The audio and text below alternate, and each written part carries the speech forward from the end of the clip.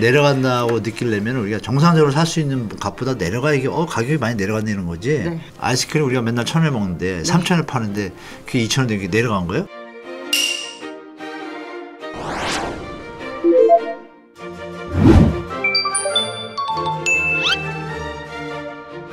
그러면 이제 주택에 많은 다주택자분들, 그분들도 네. 어쨌든 고민은 더 많겠죠? 그분들에 대한 그것도 이제 분류를 해야 됩니다, 여러분. 네.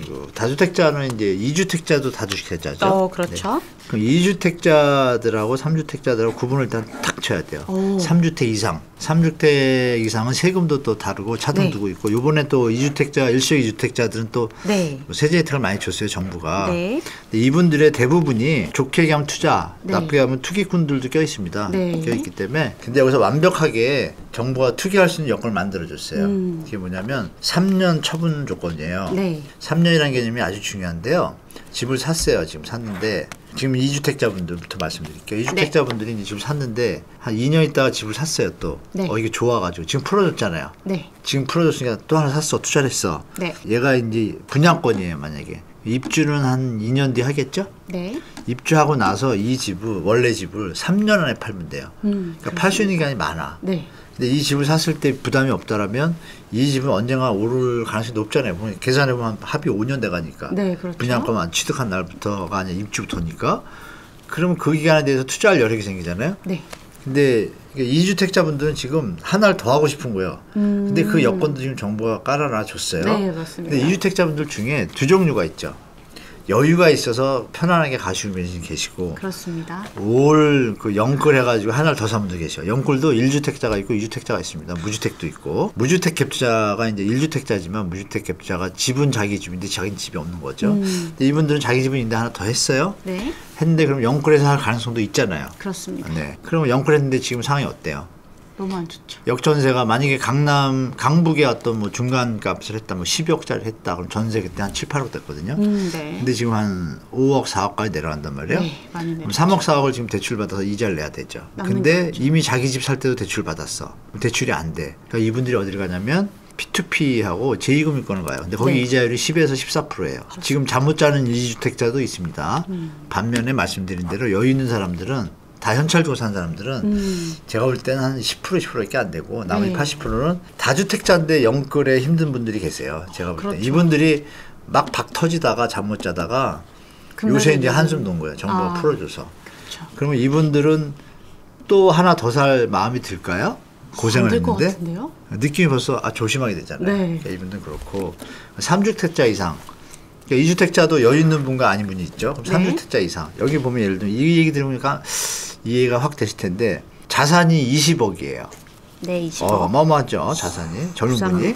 네. 근데 전세 그 80%, 90%일 때 80%하면 얼마예요? 16억이잖아요. 네. 4억 갖고 갭 투자가 이게 가능한 거예요.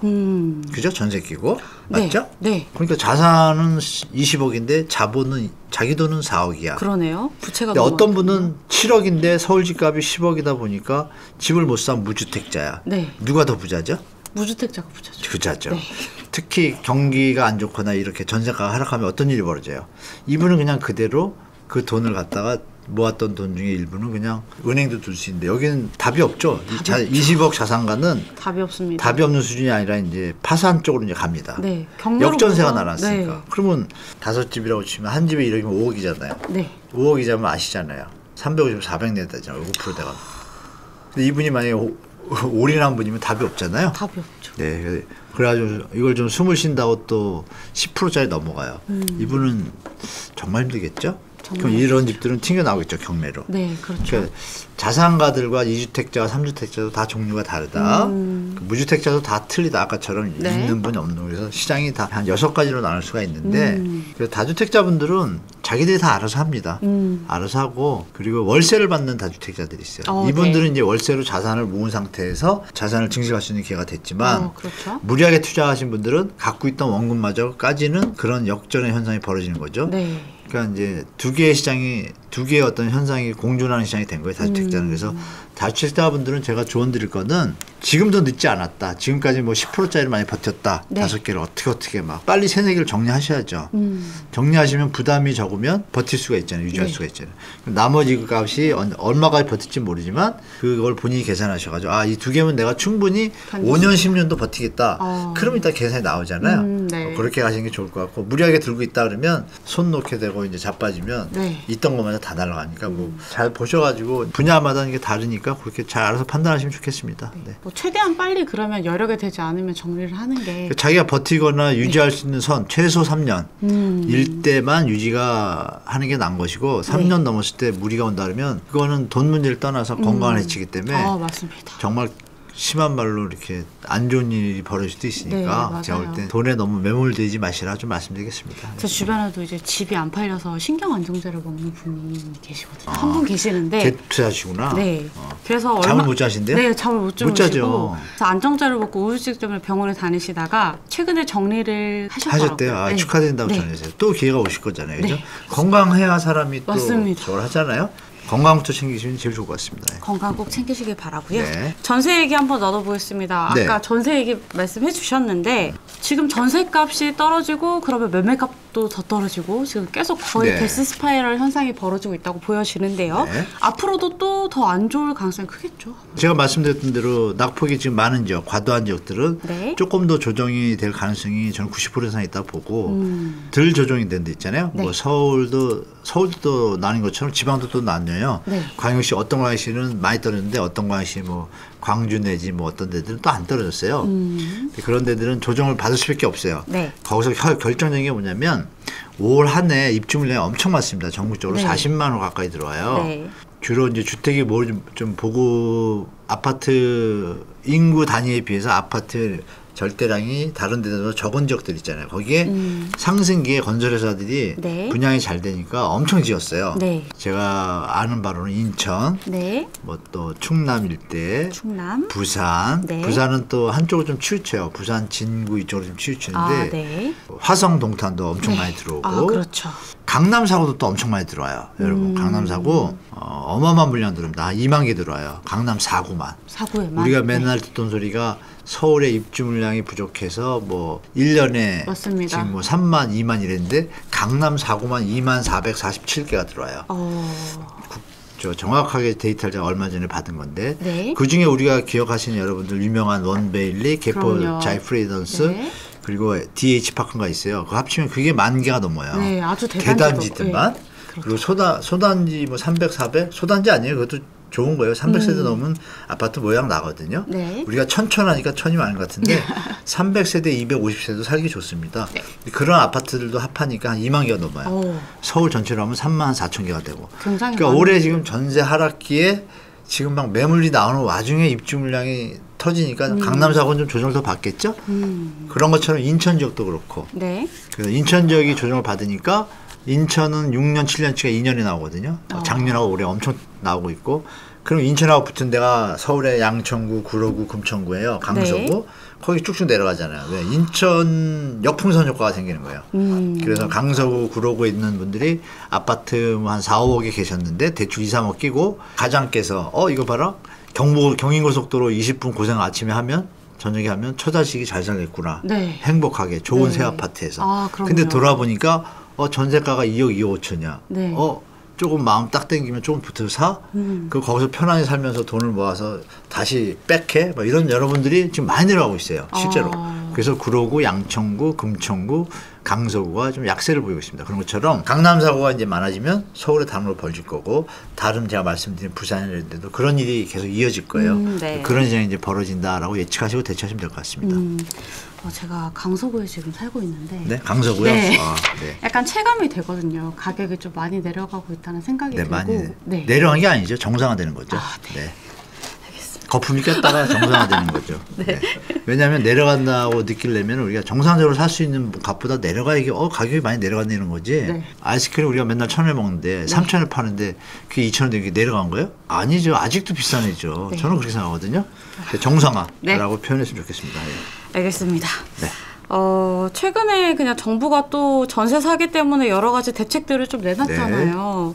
안심 전세 앱이 좀 메인일 것 같은데요. 근데 거기 보면 이제 핵심이 우리가 평소에 시세 정보를 알기 어려웠던 뭐 소규모 오피스텔이라든지 여러 가지 다세대라든지 연립빌라라든지 그런 시세들을 추정하는 정보를 좀 제공을 하겠다. 이렇게 말씀을 해주시고 있는데 각에서는 그게 실효성이 있겠느냐. 그걸 시세를 만약에 제대로 정확하게 추정하는 게 가능한가? 오히려 시장에 혼란은 아닌가라는 그런 의견들도 나오고 있긴 하거든요. 근데 정확히 보신 것 같아요. 네.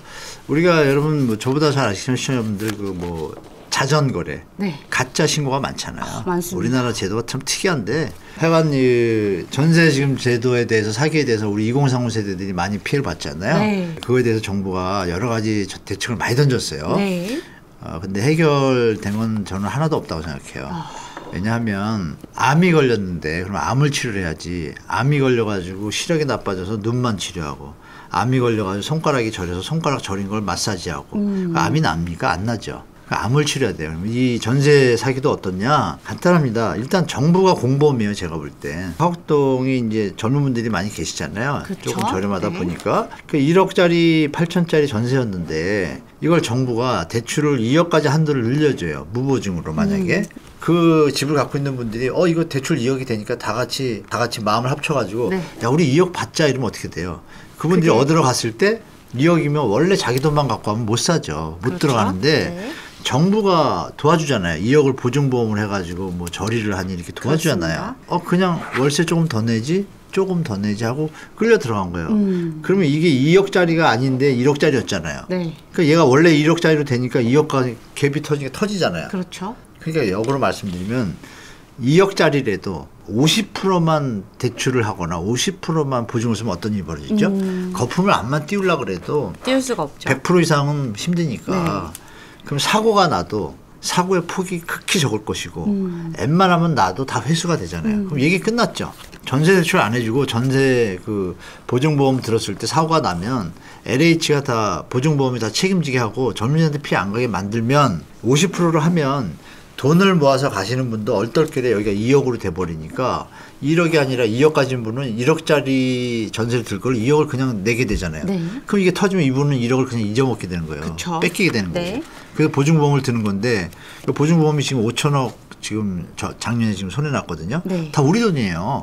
그렇습니다. 그러니까 이런 어떤 네. 악의 고리가 존재합니다. 그래서 제가 볼 땐 정부가 여러 가지 애쓰신 건 제가 인정을 해요. 네. 애쓰는데 제가 지금 드린 말씀 간단하잖아요. 심하게 말씀 올리면 전세 대출 안 해주고 두 번째 공인중개사가 네. 주택 돌아가는 시장을 알기 때문에 가격을 올려주는 것도 가격 조사하는 것도 실거래도 있지만 공인중개사가 얘기해가지고 하는 호가 조사제도가 있어요. 네. 그분들이 실을 잘 아니까 그분들이 만약에 경매가 나게 되면 상식적으로 우리가 이런 거죠. 어떤 정상적인 물건이 가게 문을 닫거나 하루 이틀 지나면 조금 싸게 팔잖아요. 그런 게 이제 주택시장에서 경매의 성격을 좀 가진 거예요. 경매 물건은 보통 한 70%에서 낙찰이 돼요. 특히 빌라는 아파트는 한 80% 선이고. 네. 그러면 70% 밑으로 대출을 하거나 전세 보증금을 못 받게 하는 법이 있다면 어떻게 될까요? 그게 나쁜 법인가요, 여러분? 집값이 전세값이 싸더라도 누가 이사 가는 걸 좋아하겠어요. 돈을 모으면 집 사게 되잖아요, 결국. 맞습니다. 그러니까 전세 사고 나는 거는 간단히 막을 수 있는 거예요. 실제로 예전에 고대 시대 한무라이 법전 그 시절에도 네. 이것보다 더 나은 서민들에 대한 법이 있어요. 그러니까 지금은 현대 시대가 자본주의를 볼모로 해서 MBS 파생상품 이걸 돌려가면서 네. 마치 천이대 칠면조를 자꾸 우리 국민들을 만드는 것 같아요. 그런 부분에 대해서 제가 볼 때 전세제도에서 애를 쓴 거 인정한다. 네. 그나마 옛날보다 나아지겠지만 네. 근본적으로 없앨 수는 없다. 네. 그래서 제가 볼 때 그런 것보다는 제가 말씀 안 드려도 다 아실 거예요. 누구나 아는 거예요. 이거는. 그거를 강력하게 한다라면 아마 국민들이 박수 치지 않을까. 그래서 그렇게 보고 있습니다. 예. 집값이 그렇다고 안 올라가는 거 아니에요. 집값은 장에 올라가게 돼 있어요. 사람이 돈을 모으면 짓지 말라도 이쁘게 짓는 거고 그렇잖아요. 네. 그러니까 그런 자연적인 자본주의로 갔으면 좋겠습니다. 네. 그러면 지금 그 보증보험 가입 대상을 전세가를 100%에서 90%로 조금 낮추긴 했잖아요. 이거는 그러면 효과가 좀 없을 거라고 보시죠? 정말 눈 가리고 아마입니까? 그렇죠. 그냥 웃기는 얘기죠. 그냥 제가 네. 어이가 없어가지고 그냥 그렇게 말씀드릴게요. 이거는 뭐 개투자분들 입장에서 전세가가 많아져야 자기 돈이 덜 들어가니까 뭐 전세 제도를 이상하게 해서 또 저를 뭐 비판할 수 있지만 안티가 네. 할 수 있지만 이 정도 말씀드리면 우리 시청자분들이 분들이 갭 투자하거나 투기하신 분들 빼고는 다 제 네. 말에 100% 동감하실 거예요. 그러면 마지막으로 올해 우리 순위 시청자분들이 좀 어떤 마인드를 가지고 부동산 시장에 임해야 될지 조언 좀 부탁드릴게요. 우리 시청자분들 뭐 그동안 우리 저 앵커님하고 말씀 나눈 내용에 대부분 다 얘기가 됐었고 네. 제가 드릴 말씀은 뭐 이런 말씀 드리고 싶네요. 우리가 삶의 목적이라는 게 있잖아요. 네. 행복하고 즐겁고 좀 보람 있게 살고 싶어 하잖아요. 맞습니다. 그 와중에 이제 자본주의 시대에 살다 보니까 경제 성장률이라는 게 항상 있어야 되는 것으로 어떤 시스템이 갖춰졌고 네. 그걸 해야만 살아남는 어떤 형태로 잡혀졌기 때문에 맞습니다. 그걸 위해서 이제 뭐 소득 분배나 이런 거를 해서 뭐 정부나 이런 데서 애를 쓰는데 네. 여전히 부족하죠. 항상 일부 기득권들이 더 욕심을 내다 보면 이제 양극화가 벌어지고 이런 게 현재 시세고 네. 중요한 건 이거죠. 그걸로 인해서 고민을 하셔가지고 병을 얻으시거나 아프시게 되면 네. 정말 아무것도 못해요. 네. 뭐 대응할 수도 없어요. 네. 그러면 건강해야 되잖아요. 결론은 건강하시고 마인드 자체를 행복이라는 개념이 내가 건강하고 가족이 우선이다 이런 마인드를 가진 다음에 가면 절대 문제는 없습니다. 살면서. 근데 여러분들 젊을 때 모르지만 60 넘어가고 막 이렇게 되면요 그 느낌이 와요. 그런 결론은 다시 건강으로 가는 거죠. 네. 건강이 최고다. 건강 우리 몸이 재산상으로 따지면 한 50억 된다는 얘기도 제가 들었어요. 뭐 작게는 6억 7억이라고도 들었고. 네. 그러니까 여러분의 몸도 사랑하시고 마음도 사랑하시고 가족 사랑하시면 전혀 뭐 대응에 대한 개념이 없습니다. 일단 그거 하면 다 대응이 된다고 저는 보고 그 다음에 그때 경제 상황에 맞춰서 네. 뭐 자본 계획 잡으시고 자산 증식 계획 잡으시면 될 것 같습니다. 네. 되게 중요한 말씀이었던 것 같아요. 진짜 저도 보면 주변에 부동산 문제 때문에 소가리를 하다가 아픈 분들이 몇 분 계셔가지고. 실제로요? 네, 실제로요. 그 약값이 비싸면 큰일인데 그거. 네, 정말 큰일입니다. 저도 사실 조금 아픈데요. 그러니까 과도한 욕심은 절대 안 돼요. 네. 그렇죠. 건강해야 있고. 집에 들어서 살 수 있잖아요. 네. 건강하지 못하면 병원에 가서 살아야 돼요. 그러네요. 그런 거 말씀드립니다. 저도. 네, 오늘 이야기 여기서 마치도록 하겠습니다. 너무 오늘 소중한 시간 내주셔서 감사드리고요. 네, 초대해서 감사합니다. 네, 예. 부동산 전략부터 또 건강에 대한 얘기까지 또 교수님의 지혜가 엿보이는 그런 시간이 아니었나라는 생각이 들거든요. 그러면 오늘 여기서 마치겠습니다. 네, 교수님 말씀 감사합니다. 네. 네, 감사합니다.